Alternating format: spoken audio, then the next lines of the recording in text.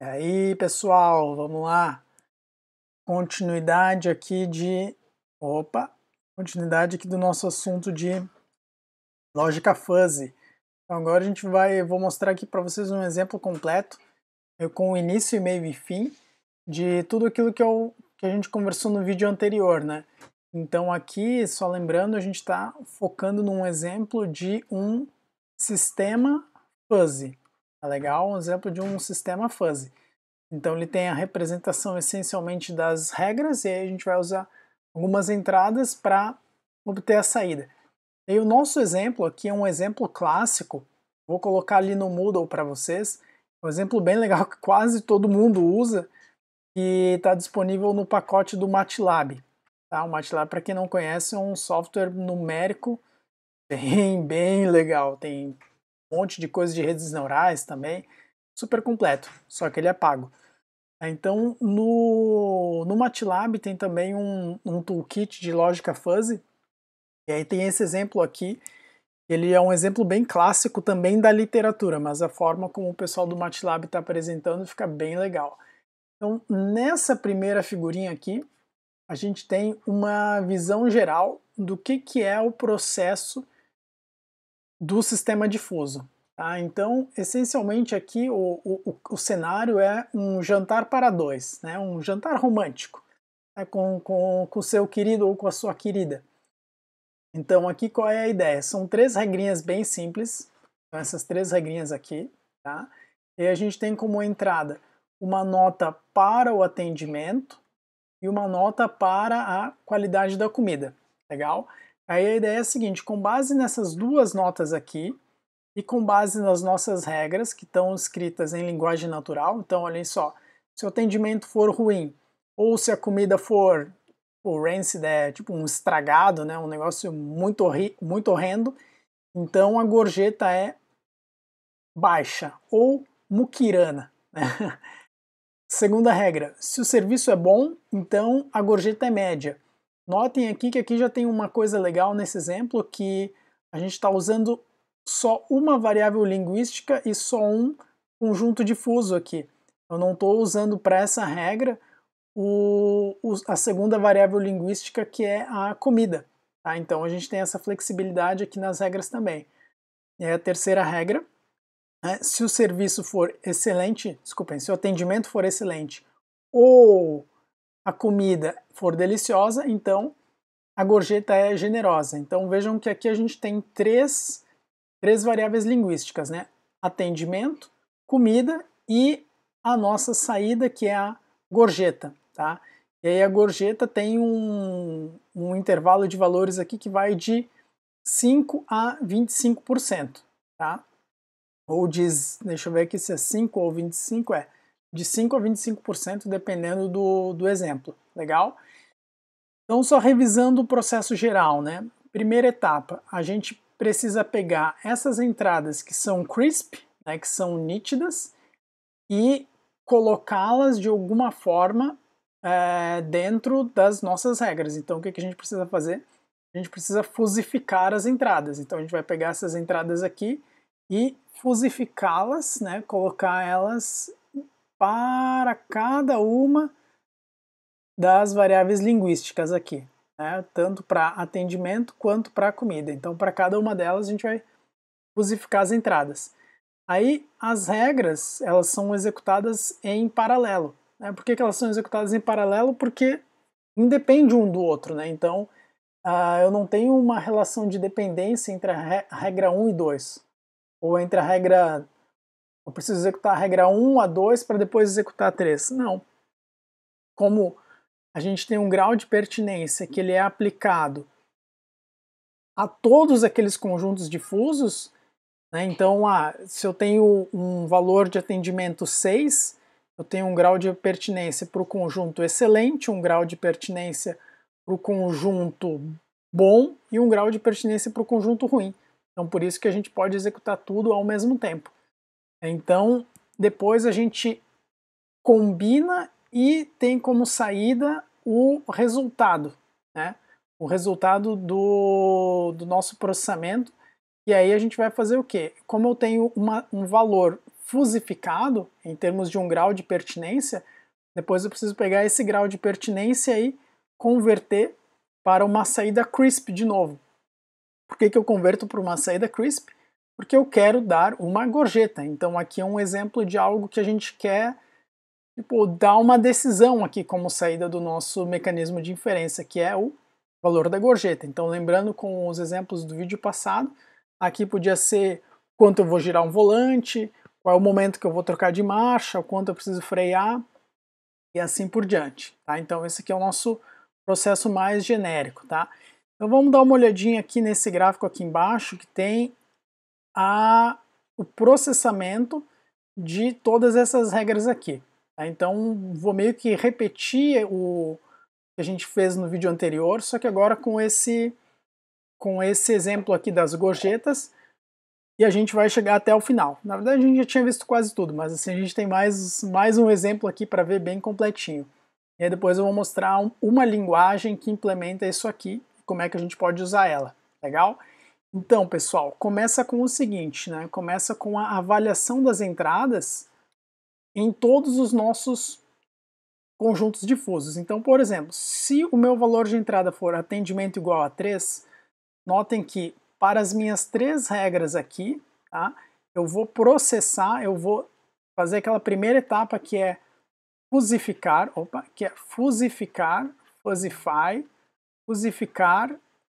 fusify as entradas, tá? Então vou pegar esse 3 e vou verificar assim, bom, atendimento 3, quais são as regras que tem atendimento?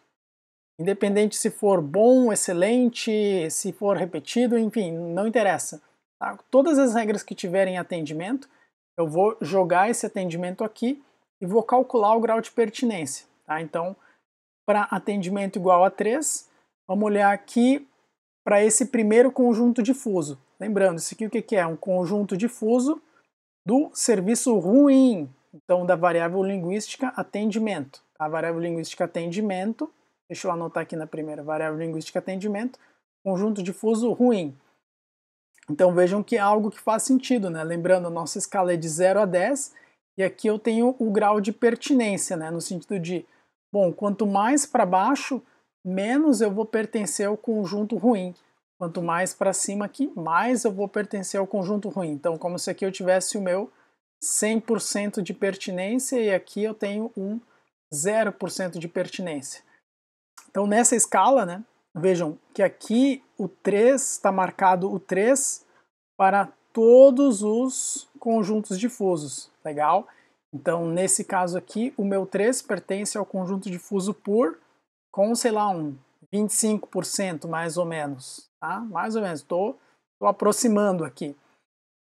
Já o 3 pertence ao bom com um pouquinho mais aqui. Tá? Então, nota 3 para o atendimento, nesse caso aqui, algo parece legal. Assim, vou chutar aqui um 60% mais ou menos. Já para excelente, está bem longe, né? Então aqui está com praticamente 0, talvez 1 de percentual. Legal? Então, essa é a etapa de fusificação da entrada 1. A gente vai fazer o mesmo com a entrada 2, que é o que? A nota da comida, o quão boa estava a comida. Então, nesse caso aqui, nota 8 para a comida. Então, vamos avaliar aqui, primeiro a comida com o conjunto rancid, então, de conjunto difuso A, comida péssima, intragável, tá? Então, nota 8. Vejam que uma nota 8, numa escala de 0 a 10, é uma nota boa, né? Então, para a comida ser ruim, ela tinha que estar aqui nesse intervalo de nota 0 até um 4, mais ou menos, tá? Então, o meu 8 aqui, ó, vejam que o meu 8, ele está pertencendo aqui quase no 0, quase no 0%, tá? Quase no 0% nesse caso. Ao conjunto, né, de comida ruim. Aí a gente vai pegar esse 8 e vai aplicar aqui na regra 2. Opa, a regra 2, lembrem, era aquela regra mais simples, né? Se o atendimento for bom, então a gorjeta é normal, mediana. Então vejam que como aqui não tem entrada nenhuma, a gente simplesmente não avalia. A gente vai usar o quê? Só essa entrada do primeiro conjunto difuso para projetar, né, para projetar aqui na implicação na gorjeta, tá? Mas esse é o passo que a gente vai ver agora em seguidinha. Aí eu vou fazer a mesma coisa aqui, né? Comida nota 8, vou aplicar aqui no conjunto difuso para delicioso. Então, no caso do delicioso, o 8 está aqui, então, pô, já tem uma pertinência um pouquinho maior, sei lá, em torno de uns 60% aqui, mais ou menos, tá? Então, agora que a gente fez a fusificação das entradas, o que a gente precisa fazer? A gente vai, que é o que está demonstrado mais ou menos nessas duas setinhas aqui. Deixa eu trocar de caneta para ficar mais fácil aqui a visualização. Vou usar essa daqui. Tá? Então, nesse ponto, o que a gente tem para a primeira regra? Eu tenho um ou, lembra? Então, eu tenho um ou aqui. Aí, se a gente lembrar, o ou, a ideia era a gente processar ele usando... Opa, essa caneta que não ficou boa. Vamos para um laranja aqui. O ou, a ideia era a gente processar usando o máximo entre os dois valores, tá? Então aqui, se a gente der uma olhadinha, eu vou pegar o máximo entre 0, que está aqui, e o 25, que está aqui, que seria essa linha aqui. Então notem que no nosso exemplo a gente vai pegar o 25 e fazer um corte aqui na gorjeta muquirana, um corte aqui assim, tá? Um corte aqui assim na gorjeta muquirana. Então o que vai acontecer? Agora que eu calculei o que é o meu antecedente, né, que é o meu ou nesse caso aqui, então eu calculei que eu tenho o meu 25%, eu vou projetar esse 25% no meu conjunto difuso de saída, que é o tip aqui. Então a gente vai ter como resultado isso aqui. Então esse aqui era o meu conjunto difuso original, né, da gorjeta que é muquirana.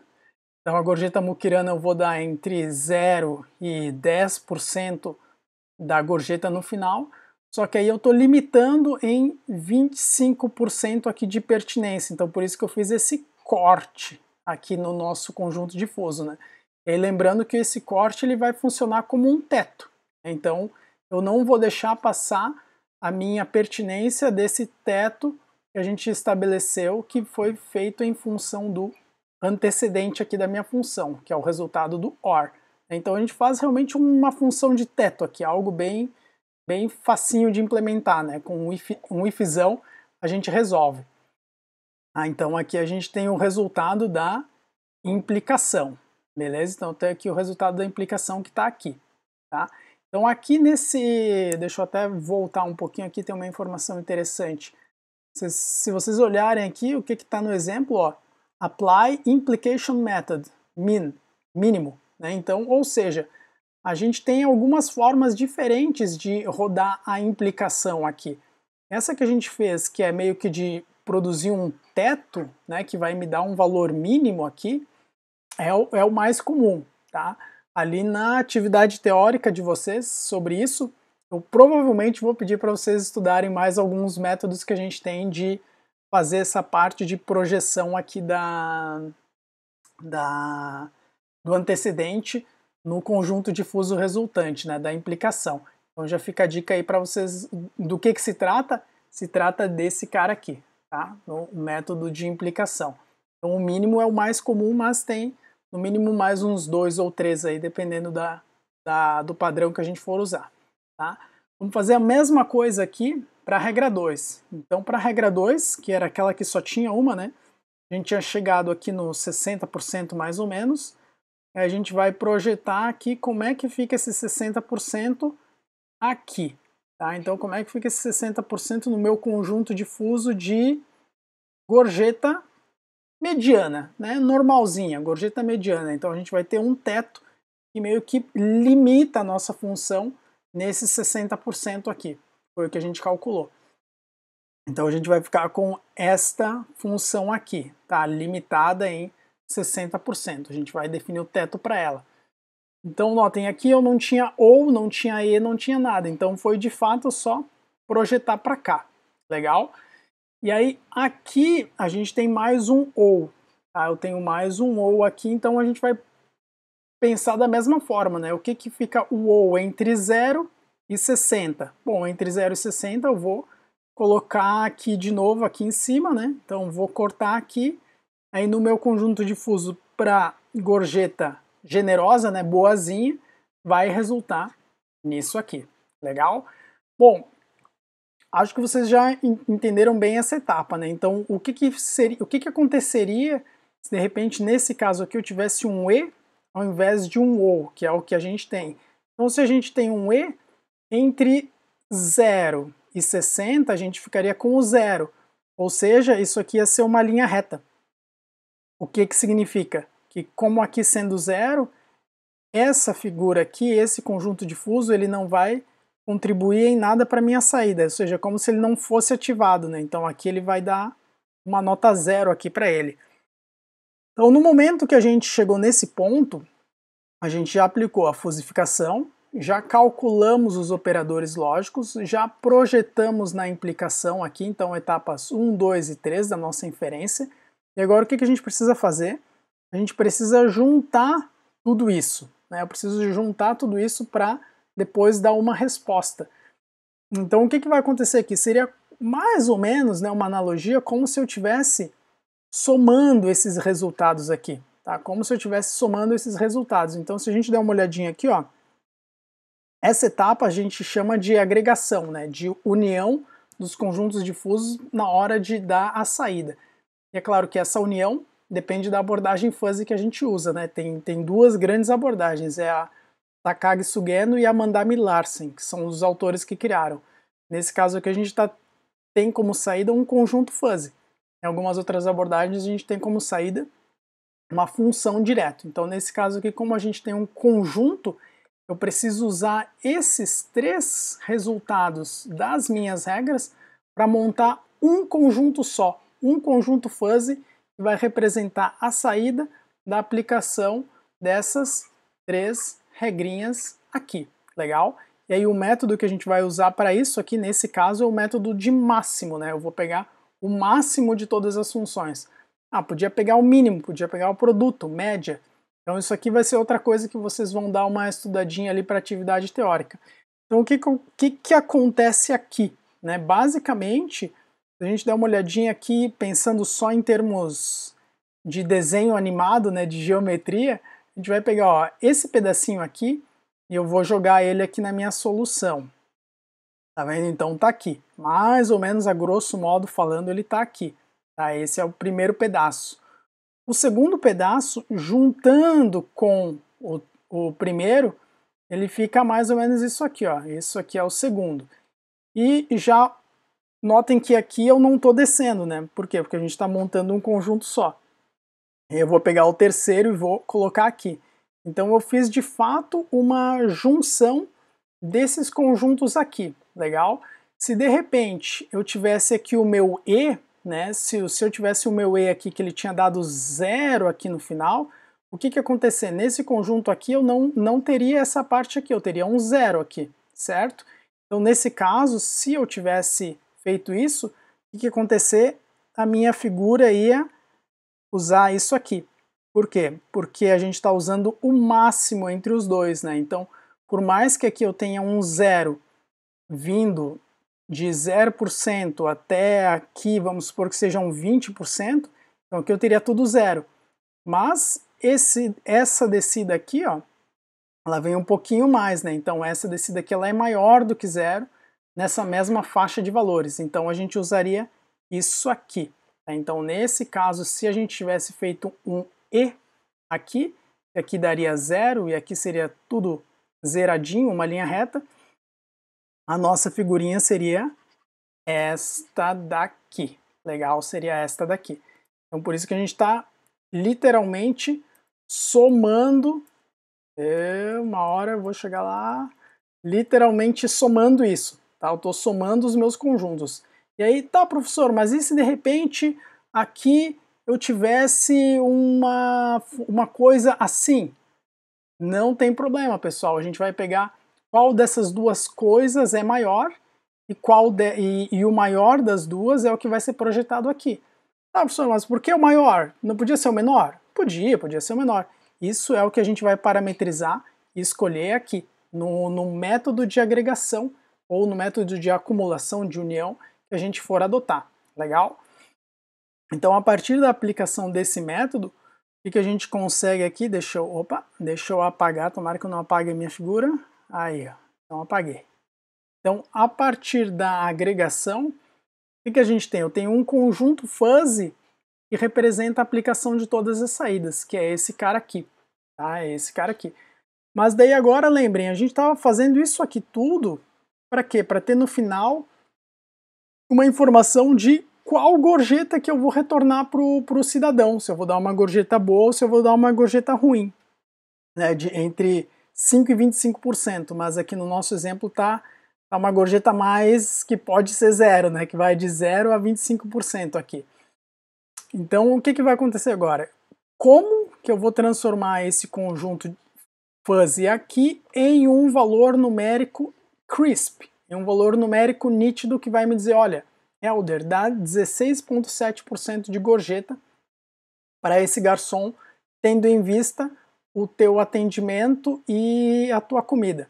Então o que acontece aqui? Agora vem a última etapa, que é essa etapa 5, tá? Que é chamada de defuzzificação. Ou seja, eu vou pegar esse conjunto fuzzy aqui, que é o resultado de tudo, e vou converter ele para um número. Tá? Eu preciso converter ele para um número. Então tem várias formas da gente fazer isso, né? A forma mais comum, que é essa aqui da centroide, ou às vezes é conhecida também como centro de gravidade, é o seguinte, a gente meio que calcular a área aqui dentro, a gente calcula essa área e verifica qual é o ponto médio. Então eu verifico qual é o ponto médio tendo em vista essa área aqui. Ah, então tá, vou olhar aqui, bom, beleza, definir que o meu ponto médio está aqui. Né, de alguma forma descobrir que o meu ponto médio é esse. Então tá, esse cara aqui, né, retorna quanto aqui? Esse cara aqui retorna 16,7%. Legal. Ah, eu posso também pegar o meu valor máximo daqui, pegar o meu valor daqui, e obter qual é a média desse cara. E aí eu projetar isso para cá. Também dá. Mas o mais comum é a gente descobrir a área, descobrir qual é o ponto médio, e eu retornar esse valor que seria meio que a média, né? Por isso que é chamado do centro de gravidade, é o ponto meio que o ponto médio dessa figura aqui, onde que eu divido ela em duas partes de áreas iguais, tá? Essa seria a ideia. O que mais que a gente pode usar? Olha, de repente, se eu for mais conservador, ou mais muquirana nesse caso aqui, eu posso retornar o valor máximo mais à esquerda, tá? Então, qual é o meu valor máximo mais à esquerda? Bom, de repente seria esse cara aqui. Então, retornaria este valor aqui, tá? Em torno de 20%. Não, posso retornar o valor máximo mais à direita. Legal, então seria esse cara aqui, já seria uma saída bem diferente. Ah não, eu posso retornar o valor mínimo mais à esquerda. Legal, então vai ser esse aqui. Tá? Opa, desculpa, vai ser esse aqui, o valor mínimo mais à esquerda está aqui. Tá? Ou o valor mínimo mais à direita, e assim por diante. Então tem várias formas para a gente defuzzificar. O mais comum, né, o default, o padrão, é a gente usar o centro, mas a gente pode usar qualquer um dos outros. Legal, pessoal? Então com essas etapas aqui, essas etapas de 1 a 5, a gente consegue rodar todo o nosso mecanismo de inferência de um sistema fuzzy, que pega a entrada, processa as regras, e aí tem como uma saída lá no final, de novo, um valor crisp, e ele é mais ou menos a tradução da gente aplicar todas aquelas regras de linguagem natural e trazer para a nossa saída do mundo real aqui, do mundo de algum controlador. Tá? Por isso que isso aqui tudo é muito usado em controladores. Tá? Então agora eu vou mostrar aqui para vocês rapidinho, só vou ter que pausar antes para configurar aqui meu ambiente, vou mostrar rapidinho como é que fica esse caso aqui, se a gente fosse definir ele em termos de uma linguagem de programação, tá? Então vou pausar e já volto. Então pessoal, seguindo aqui com o nosso exemplo, isso que eu vou trazer para vocês é esse mesmo exemplo do atendimento e da comida e da gorjeta, né? Então eu já tenho aqui o atendimento, comida e gorjeta, tá? Só que ele rodando numa API de lógica fuzzy, tá? Esse exemplinho aqui é um exemplo de Java numa API bem completa, tá? Então se a gente der uma olhadinha aqui, a gente tem só os conjuntos fuzzy. Desculpem, eu tenho as variáveis linguísticas, atendimento, comida e gorjeta, e os respectivos conjuntos fuzzy, mas aí lembrem que isso aqui tá que nem eu tinha falado lá no primeiro vídeo. Notem que eu tenho todos os conjuntos difusos num mesmo gráfico. Tá? E aí aqui eu tenho o grau de pertinência. Ó. Então aqui eu tenho o grau de pertinência de 0 a 1. Aqui eu tenho a nota por atendimento, nesse exemplo é de 0 a 9. Nota para comida, que é de 0 a 9. E o valor da gorjeta, que é de 0 a 30% aqui nesse caso. Tá? Então se a gente analisar aqui, para o atendimento, eu tenho três conjuntos, né? O excellent, que é o pretinho aqui no final, tá? O good, que é esse azul, e o ruim, que é o vermelho, tá? O ruim que é o vermelho. Então vejam que tá os três conjuntos estão aqui no mesmo gráfico, né? Então aqui está o poor, que a gente poderia deixar ele separado, né? O good está aqui atrás, então tem uma interseção entre eles, e o excellent que está aqui. Então o que eu quero começar a mostrar para vocês? Como que a gente pode usar o que a gente tem de API para definir isso aqui. Tá? Então se a gente der uma olhadinha aqui no nosso código, deixa eu colocar para cá, porque aí aqui vai caber. Tá? A gente consegue olhar aqui para essa variável serviço aqui enquanto a gente... Opa, não, assim vai ficar muito distorcido. Vou deixar como tá. Aí, assim. Tá? Então aqui a gente tem o serviço. Deixa eu ver se estou na frente. Não, não estou. Então aqui serviço. Então nessa linguagenzinha, que é uma linguagem extremamente simples, o legal dela se chama FCL, Fuzzy Control Language, se eu não me engano, ela é uma linguagem ISO, então ela é bem padronizada, então vocês vão encontrar várias implementações dessa linguagem aqui, tá? Então vejam só qual é a primeira coisa que a gente vai definir, né? Ó, vou definir quais são as minhas variáveis de entrada, então, que é o atendimento e a comida. Vou definir qual é a minha variável de saída, que é a gorjeta. Tá? E agora, para cada uma das variáveis, o que eu vou definir? Vou definir os conjuntos fuzzy delas. Então, aqui, para minha variável atendimento, eu tenho o conjunto fuzzy, que aqui é definido por esse termo, né? Que é o poor, good e excellent. Então, se a gente der uma olhadinha aqui, como é que a gente define o poor? Né? Notem só, o que é o poor? O poor ele é basicamente uma linha reta aqui, estão vendo? É só essa linha reta. E essa linha reta começa onde? No 0, 1, tá? Então 0, 1, que está aqui. Então é um ponto 0, 1, esse cara aqui. E depois é o ponto 4, 0. Ponto 4, 0. Tá aqui a minha linha reta. Legal? Então, por isso que eu disse para vocês, olha, não precisa saber matemática para modelar um conjunto fuzzy. Né? Se a gente der uma olhadinha no good, que é esse... sou péssimo com figuras. Tipo um trapézio, né? Tipo um trapéziozinho. A gente pode definir ele ponto a ponto. Então, olhem só. 1, 0. Tá aqui o 1, 0. 4, 1. Tá aqui, olhem só. 4, 1. 4, 1. Tá aqui o 4, 1. Depois, 6, 1. Tá aqui o 6, 1. E tá aqui o 9, 0. Aqui o 9,0 no final. E o mesmo para a gente definir aqui o excellent, tá? Então, tranquilo, legal? Da mesma forma. Então, que vai ser definido ponto a ponto, tá?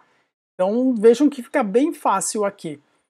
Aí, só para dar um exemplo diferente para vocês estão vendo aqui no food, e no food aqui eu tenho dois conjuntos, mas aqui nesse arquivo, é um arquivo diferente, é o tipper2, eu coloquei só para dar um exemplo de uma outra função que a gente pode colocar. Então no exemplo padrão do tipper, para o food a gente só tem lá o rancid e o delicious, né, que é esse cara aqui. Rancid, que é uma linha reta aqui, né, então está no ponto 0, 1 aqui, e depois vai até o... Desculpem, 0, 1, 1 e depois 3, 1, que é o muito ruim, e a comida deliciosa. Então só para a gente dar um exemplinho aqui, eu coloquei mais um conjunto fuzzy, que é esse okzinha, só para a gente ver. Então deixa eu rodar ele aqui, para vocês verem o resultado. Cadê o meu terminal? Não sei, está escondido atrás do OBS, eu vou pausar aqui e mostrar. Beleza, despausei, rodei, agora fica legal com esse negócio de pausar aqui. Então, pessoal, só para mostrar para vocês, ó, o que seria o meu termo okzinha, né? Quando a comida tá okzinha, tá normal, né? Tá média. Então vocês vejam aqui que o meu okzinha, eu estou usando a gaussiana, né? A distribuição normal para isso. Então nas linguagens, no FCL a gente já tem um conjunto de linguagens que dá para usar. Desculpa, um conjunto de funções que a gente pode usar, né? Então a gaussiana, se a gente lembrar, ela é definida por quê?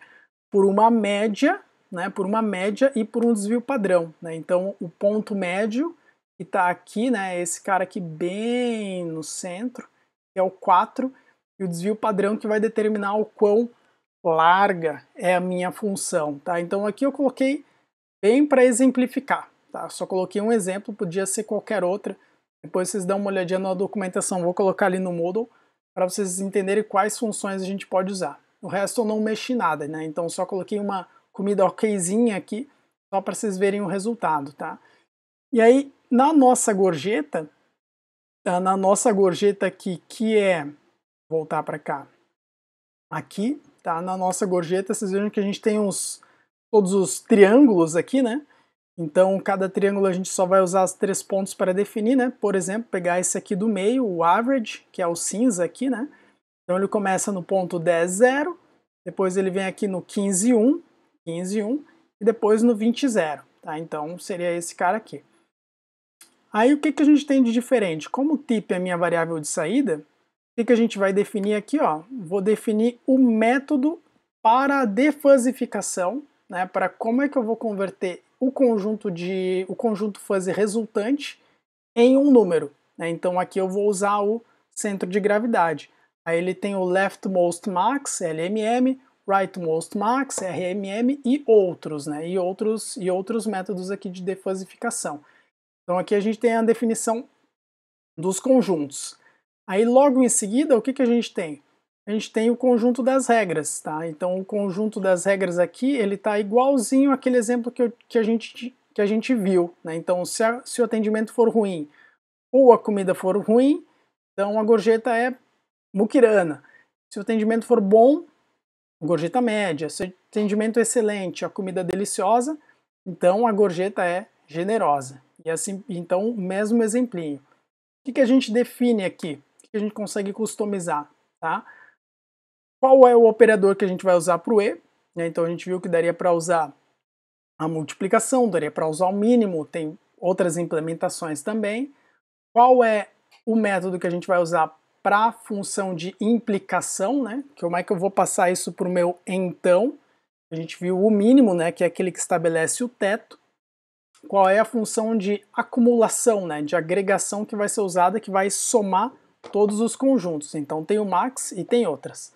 Lembrando, provavelmente isso aqui é o que eu vou pedir para vocês darem uma analisadinha para a atividade teórica, tá? Então, dica, é disso aqui que eu estou falando, tá legal? Então essa parte aqui ela é definível, tá? Então agora que a gente tem os conjuntos aqui, eu vou fazer um pause rapidinho e vou rodar com algumas entradas de exemplo, só para a gente ver como é que fica a saída aqui nessa API, tá? Então tá, pessoal, de volta aqui, acabei de rodar o nosso exemplo. Então, o que eu dei como entrada aqui? Eu dei como entrada um valor de nota para comida de 6,5, tá? Que é o que a gente pode ver aqui, ó, 6,5, tá aqui esse risquinho, beleza? E eu dei uma nota para o atendimento de nota 7 aqui, para o atendimento, tá? Então o atendimento está mais relacionado aqui com um atendimento excelente até do que com o good, né? Então se a gente der uma olhadinha, o que aconteceu aqui? Tá? Então se a gente der uma olhada aqui, o nosso food,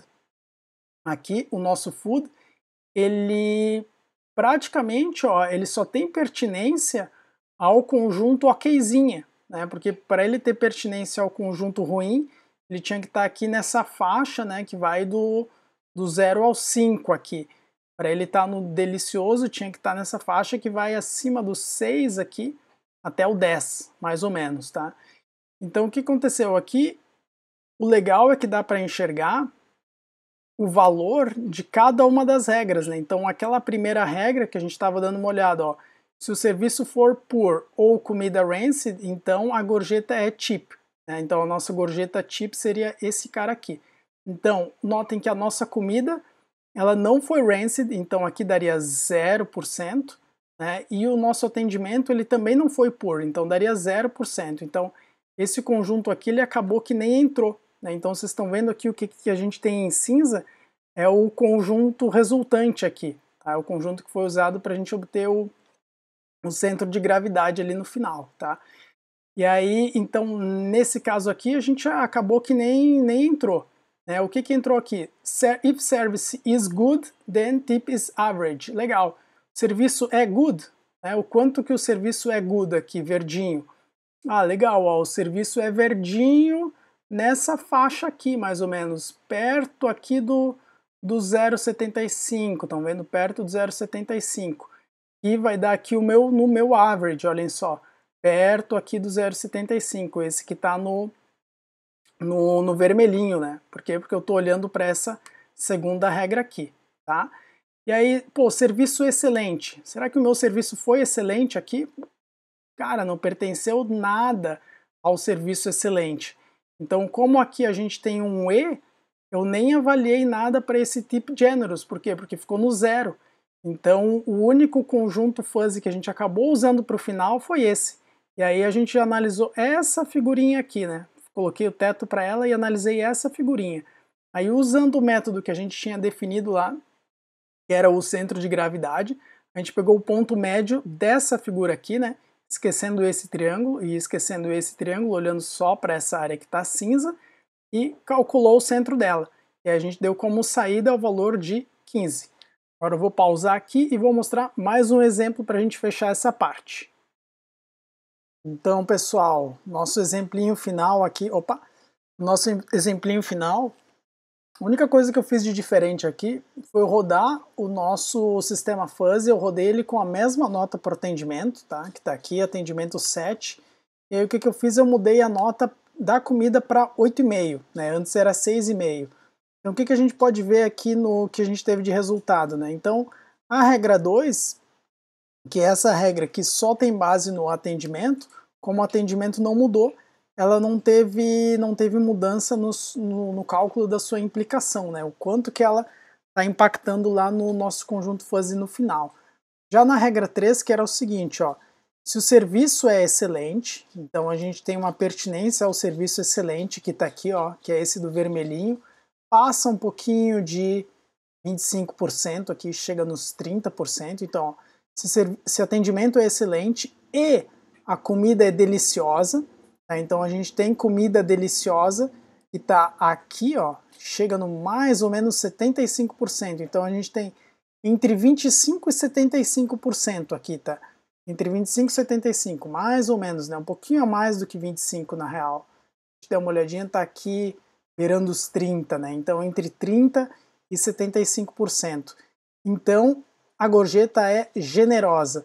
Então vejam só, a gente tem um E aqui, né? Serviço excelente e comida deliciosa. Então nesse caso o meu E, o que vai acontecer? Eu vou ficar entre esse valor aqui, né? Entre esse valor aqui de mais ou menos 30% e os quase 75% daqui. Então, entre 30 e 75, o que vai dar? Vai dar esse 33, né? Então, o valor certinho que eu tinha falado, né, que era mais ou menos 30, era esse 33%. Por quê? Porque é um E, eu estou pegando o valor mínimo, então que vai dar 33%. Então, eu vou pegar esse 33% e vou projetar ele aqui na gorjeta generosa. Então a gente tem aqui, ó, conjunto fuzzy da gorjeta generosa, que é esse último, e vou projetar nele, olhem, o meu 33%, tá? Enquanto que para a gorjeta média, que era esse da segunda regra, a gente continua projetando, ou seja, limitando, né, fazendo o teto em 66%. Então a figura que a gente vai avaliar no final é essa daqui, ó, uma figura até meio estranhazinha, mas ela é legal para exemplificar, ó. Ela começa grande aqui, fecha um trapézio aqui e depois fecha mais um trapézio aqui. Como esses dois conjuntos eles não têm interseção entre eles, não vai acontecer que nem aquele exemplo da figurinha que eu mostrei antes no caderno, né? Que aí a gente juntava tudo e ficava realmente uma figura só. Aqui a gente tem meio que dois trapézios, que é o que vai determinar esse conjunto fuzzy final. né? Então, de novo, é feito aquela divisão no centro de gravidade, né? Então, a gente vai olhar aqui qual é o ponto médio nessas áreas, né? Qual é a área que divide. Então, a gente vai calcular a área e ver a metade, né? Qual é o ponto que divide metade da área para um lado e metade da área para o outro. Aí, nesse caso aqui, saiu este ponto, né? O ponto aqui do 18, né? Antes tinha saído o ponto, acho que era o 15, tá aqui o 15, né? O ponto anterior. E agora, nesse caso aqui, foi 18,8. Então, com esse cálculo todo, a gente vai retornar uma gorjeta de 18,8 aqui. Legal? Então, galerinha, com isso aqui fecho o meu exemplo de sistemas fuzzy. Espero que tenham compreendido, entendido a aplicação disso. Então, vocês deem uma olhadinha lá no Moodle, eu vou colocar um artigo que fala sobre como é que a gente implementa, se não me engano, a direção e o câmbio automático de um carro usando o sistema fuzzy. Acho que eu vou colocar também o TCC dos meus alunos, que implementaram um fuzzy aqui para um ar-condicionado. Ficou um trabalho bem legal aí, pode servir de inspiração para vocês. Vou colocar também essa API que eu estou usando aqui. Ela tem um tutorial, está super bem explicada. E aí vai ter uma atividade teórica curtinha para a gente fechar o semestre com chave de ouro. Beleza? Pessoal, anotem suas dúvidas aí e aí nós conversamos sobre elas na próxima aula, que vai ser a nossa última aula síncrona teórica aí do semestre. Beleza, pessoal? É isso aí. Fiquem bem, bons estudos e nos vemos aí nas aulas. E espero que na UFSC também daqui a pouco em seguida. Até mais, pessoal!